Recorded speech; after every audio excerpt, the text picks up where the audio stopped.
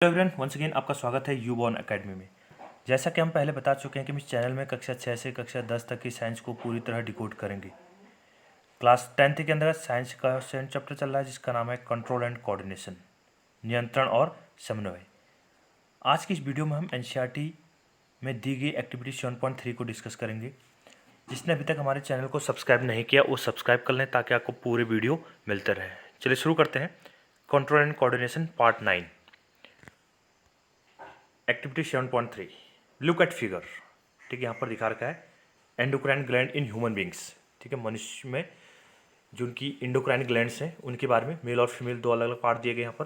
तो इनका जो एंडोक्राइन सिस्टम है उसमें कौन कौन से ऑर्गन है और कौन कौन से उसमें किस तरीके से उसमें हार्मोनल सिक्रेशन किया जाता है तो उसके बारे में यहाँ पर जानकारी दी गई है। Identify the endocrine glands mentioned in the figure. ठीक है, आपको जो एंडोक्राइन ग्लैंड है उस एंडोक्राइन ग्लैंड के बारे में क्या करना, आपको यहाँ पर जो मेंशन की गई है उसके बारे में बताना है। ठीक है, कल भी हमने एक एड्रिनल ग्लैंड्स के बारे में पढ़ा था। Some of these glands have been discussed in the text. ठीक है, इनमें से कुछ जो ग्रंथियाँ हैं, ग्लैंड्स हैं, उनको जो अध्याय में दिया गया है, ठीक है, उसके बारे जो बीच में डिस्कस किया था उसके बारे में, टेक्स्ट के बारे में हमने टेक्स्ट में पढ़ा था। Consult books in the library and discuss with your teachers to find out about the function of other glands. ठीक है, आपको अपने टीचर की सहायता से जो अन्य एंडोक्राइन ग्लैंड्स हैं उनके बारे में आपको जानकारी लेनी है कि कौन कौन से वहाँ पर एंडोक्राइन ग्लैंड्स होंगे। Remember that plants have hormones that control their directional growth. ठीक है, रिमेंबर दैट, याद कीजिए कि पादपों में हार्मोन होते हैं जो डायरेक्शनल जो ग्रोथ होती है उसको कैसे नियंत्रित करते हैं। ठीक है, उसके बारे में हमने कल पढ़ा था। What functions do animals hormones perform. जंतु हार्मोन क्या कार्य करते हैं। On the face of it we can not imagine their role in directional growth. इसके बारे में हम उनकी भूमिका की कल्पना डायरेक्शनल जो ग्रोथ है उनमें नहीं कर सकते, यानी ह्यूमन बींग्स में डायरेक्शनल ग्रोथ पर्टिकुलर नहीं होती तो उसके बारे में हम यहाँ पर उनका रोल नहीं कर सकते। We have nervous seen in animal growing more in one direction और the other depending on light और ग्रेविटी। हमने किसी जंतु को प्रकाश या गुरुत्व पर आश्रित किसी एक दिशा में वृद्धि करते हुए कभी नहीं देखा होगा। ऐसा नहीं है कि जैसे पेड़ पौधे क्या करते थे, लाइट को लेने के लिए सूर्य की प्रकाश की तरफ मुड़ रहे थे और जो उसकी जड़ें थी वो जियोट्रॉपिज्म थी, नेगेटिव फोटोट्रॉपिज्म था। ठीक है, तो वो नीचे की तरफ वृद्धि कर रही थी। तो मनुष्य में या अन्य जो जीव जंतु होंगे उनमें इस तरह की डायरेक्शनल ग्रोथ नहीं दिखती है। But if we think about it a bit more it will become evident that even in animal bodies growth happens in carefully controlled places। ठीक है, इन सब के लिए, लेकिन यदि हम इनके बारे में और अधिक डिस्कस करें, चिंतन करें, तो यह साक्षी होगा कि जंतु शरीर में भी सावधानीपूर्वक नियंत्रित स्थानों पर ही वृद्धि होती है। Plants will grow leaves in many places on the plant body for example. ठीक है, प्लांट्स क्या करते हैं, उदाहरण के लिए पादप अपने शरीर पर अनेक स्थान पर पत्तियां उगा लेते हैं। But we do not grow fingers on our faces. क्या हम अपने, लेकिन हम क्या है अपने चेहरे पर उंगली नहीं उगा पाते। प्लांट तो कहीं पर भी पेड़ पौधे जो होते हैं किसी भी भाग पर टहनी पर, ठीक है, तो अन्य किसी भागों पर भी क्या कर सकते हैं, पत्तियों को उगा सकते हैं। लेकिन ह्यूमन बींग्स या अन्य कोई जीव जंतु इस तरीके से नहीं कर सकते।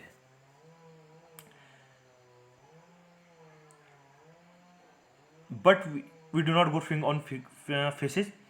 The design of the body is carefully mentioned even during the growth of the children।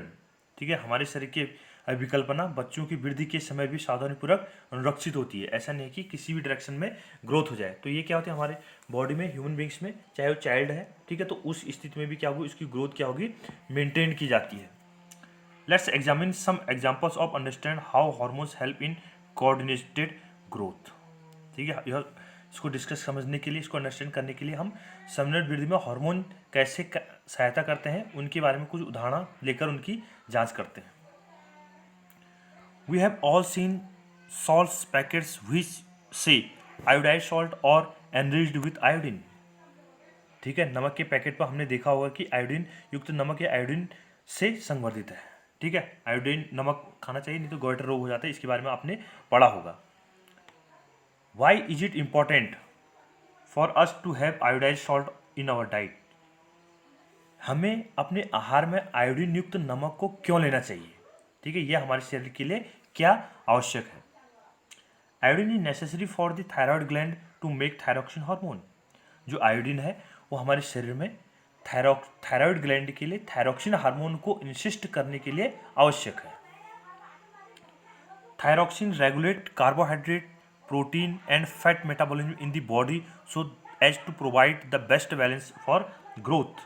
यानी जो थायरोक्सिन हार्मोन है वो थायरोक्सिन हार्मोन क्या करता है, कार्बोहाइड्रेट हो गया, प्रोटीन हो गया और फैट हो गया, उनके मेटाबॉलिज्म में उपापचय का हमारे शरीर में अच्छी तरीके से नियंत्रण करता है।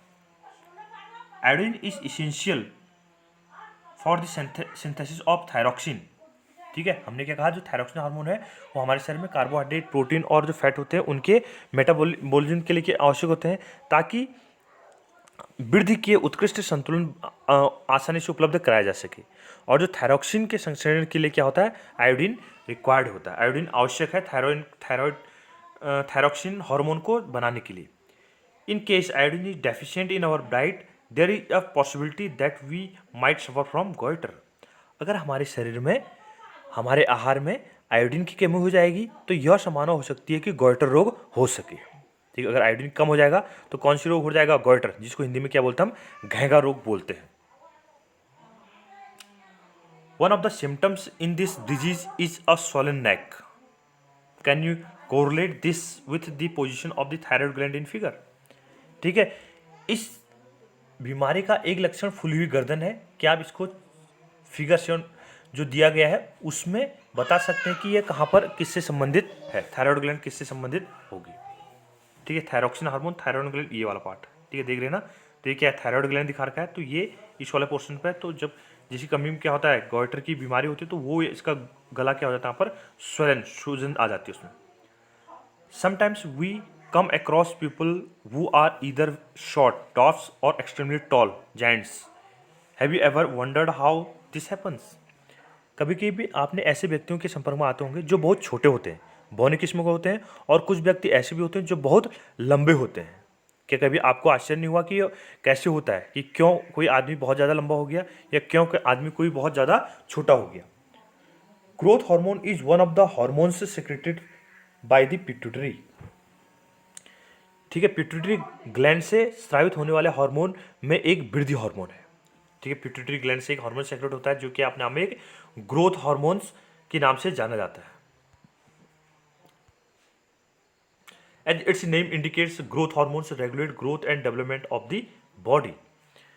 क्या करें हम, जैसे कि इसके नाम से पता चल रहा है कि हमें क्या है, ग्रोथ हार्मोन है, वृद्धि हार्मोन है, तो यह क्या करता है, शरीर के वृद्धि और विकास को कंट्रोल करता है, नियंत्रित करता है। ऐसा नहीं है कि हमारी बॉडी को बहुत ज़्यादा बढ़ाते जाए, ठीक है, और हमारे शरीर क्या होगा, बेडौल हो जाए। ठीक है, तो ऐसा नहीं है। तो ये क्या करता है, हमारे शरीर में निकलता है और हमारे शरीर में जो हार्मोनल बैलेंस है, यानी जो हमारे शरीर में क्या होगा, जो लंबाई है या फिर जो बौनापन है, उन सबको क्या करता है, रेगुलेट करता है। If there is deficiency of this hormone in childhood it leads to dwarfism. ठीक है, अगर क्या हो जाए, बाल्यावस्था में या चाइल्डिश में यह हार्मोन कम मात्रा में निकलेगा तो बौनापन होने के चांसेस रहते हैं। अगर प्रॉपर मात्रा में ये ग्रोथ हार्मोन नहीं निकलेगा तो बौनापन या क्या होगा, उसमें ड्वार्फिज्म हो सकता है। You must have noticed many dramatic changes in your appearances as well as that of your friends as on approach 10 to 12 years of age. ठीक है, आपने देखा होगा, ठीक है, या सुना भी होगा कि आपके दोस्त की आयु जैसे ही 10-12 वर्ष की होगी तो अपने और उनके गर्दन, उनके अंदर कई तरह के अंतर आपने देखे होंगे। ठीक है, उसमें क्या होता है, सडनली क्या होता है, उनमें चेंजेज आते हैं। ठीक है, बॉडी में क्या होता है, सडनली चेंजेज आते हैं। These changes associated with puberty and are because of the secretion of testosterone in males and oestrogen in females.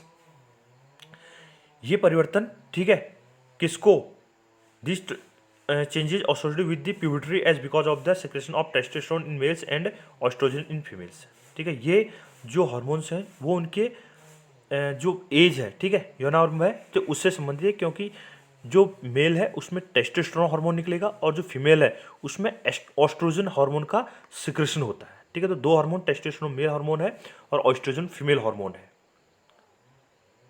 Do you know anyone in your family or friends who has been advised by the doctor to take less sugar in their diet because they are suffering from diabetes। कि आपके विचार में या आपके परिवार में या आपके दोस्तों में कोई ऐसा व्यक्ति है जिन्हें डॉक्टर ने कहा है कि अपने खाने में शुगर की मात्रा कम लीजिए क्योंकि उनको क्या है, डायबिटीज या मधुमेह की बीमारी है। As a treatment they might be taking injection of insulin. ठीक है, अगर ये क्या करें, अगर उनका उपचार चला हुआ तो उपचार के रूप में क्या लेते हैं, इंसुलिन का इंजेक्शन लेते हैं। ठीक है, इंसुलिन है जो डायबिटीज को कंट्रोल करता है। This is a hormone which is produced by the pancreas and helps in regulating blood sugar levels. यह जो हार्मोन है, ठीक है, कौन सा कह रहे हैं हम, इंसुलिन। तो यह हार्मोन कहाँ से निकलता है, पेंक्रियाज से निकलता है, जो रुधिर में यानी ब्लड में जो शुगर लेवल है उसको नियंत्रित करता है। हमारे ह्यूमन बींग्स में जो शुगर लेवल है उस शुगर लेवल को कौन रेगुलेट करता है, insulin hormone. If it is not secreted in proper amounts the sugar level in the blood rises causing many harmful effects. यदि यह उचित मात्रा में स्रावित नहीं होगा तो रुधिर में शुगर का लेवल बढ़ जाता है जिससे कई हानिकारक बीमारियां हो सकती हैं। ठीक है, अनेक तरह की क्या होंगी, बीमारियां होंगी जो हमारे को क्या करेंगे, नुकसान करेंगे। ठीक है, तो हमारे शरीर में इस हार्मोन का प्रॉपर मात्रा में निकलना बहुत जरूरी है। If it is so important that hormone should be secreted in precious quantities we need a mechanism through which this is done. यदि यह इतना आवश्यक है कि हार्मोन का स्रावण परिशुद्ध मात्रा में होना चाहिए तो हमें इसकी क्रियाविधि को समझना आवश्यक है। ठीक है, कि आखिर यह कैसे होता है और कौन कौन से हार्मोन हमारे शरीर में निकलते हैं, यानी हमारी बॉडी कैसे वर्क करती है, तो उसके बारे में हमें पता होना चाहिए। The timing and amount of hormone released are regulated by feedback mechanism. यानी हमारे शरीर में स्रावित होने वाले हार्मोन का समय और मात्रा, यानी कितनी मात्रा में निकलेगा, इन सब का नियंत्रण पुनर्भरण क्रियाविधि से किया जाता है। ऐसे नहीं है कि बहुत ज़्यादा मात्रा में हार्मोन निकल रहा है या बहुत कम मात्रा में हार्मोन निकल पा रहा है। For example, if the sugar level in blood rises they are detected by the cells of the pancreas which respond by the producing more insulin। अगर उदाहरण के तौर पर हम देखें तो यदि हमारे ब्लड में शुगर का लेवल बढ़ जाता है तो इससे पैंक्रियाज कोशिकाएं क्या कर लेती हैं, डिटेक्ट कर लेती हैं। पैंक्रियाज सेल्स यानी जो हमारे अग्न्याशय की कोशिकाएं होती हैं वो डिटेक्ट कर लेती हैं और इसकी अनुक्रिया में अधिक इंसुलिन का स्रावित कर लेती हैं। जैसे हमने शुगर खाया, ठीक है, शुगर ज़्यादा ले लिया तो उस स्थिति में क्या होगा, हमारी बॉडी में जो इंसुलिन है वो पैंक्रियाज से ज़्यादा मात्रा में निकलने लग जाएगा और उस शुगर के बढ़े हुए लेवल को क्या कर देता है, कंट्रोल करता है। As the blood sugar level falls insulin secretion is reduced. जब क्या होगा, हमारे शरीर में शुगर का लेवल कम हो जाएगा। ठीक है, रुधिर में ब्लड में शुगर का लेवल कम हो जाएगा तो ऑटोमेटिकली जो इंसुलिन का हार्मोन का जो सिक्रेशन है वो भी क्या हो जाएगा, कम। तो यहाँ पर हमने देखा कि हमारे शरीर में कौन कौन से हार्मोन निकलते हैं और कैसे हमारी बॉडी को ये कंट्रोल करते हैं और कितनी अमाउंट में इनकी, कितने मात्रा में ये हार्मोन हमारी बॉडी में सिक्रेट होना चाहिए। ऐसा नहीं है कि कोई हार्मोन बहुत ज़्यादा निकल रहा है या कोई हार्मोन बहुत कम मात्रा में निकल रहा है। तो इनका क्या है, प्रॉपर अमाउंट में सिक्रेशन हो हमारी बॉडी के लिए जरूरी है। अगर कोई भी हार्मोन कम या ज़्यादा मात्रा में निकलेगा तो हमारी बॉडी को उससे क्या होगा, नुकसान। तो यहाँ पर हमने जो इस चैप्टर का एनसीईआरटी नोट्स वाला जो पोर्शन था वो कवर कर लिया है। इसके बाद जो अगला वीडियो आएगा उसमें हम एनसीईआरटी में दी गई जो इन टेक्स्ट क्वेश्चन है उसको डिस्कस करेंगे और उसके बाद अगला जो वीडियो आएगा उसमें हम एनसीईआरटी एक्सरसाइज को सॉल्व करेंगे। Thank you. वीडियो को लाइक कीजिए, शेयर कीजिए और चैनल को सब्सक्राइब कीजिए।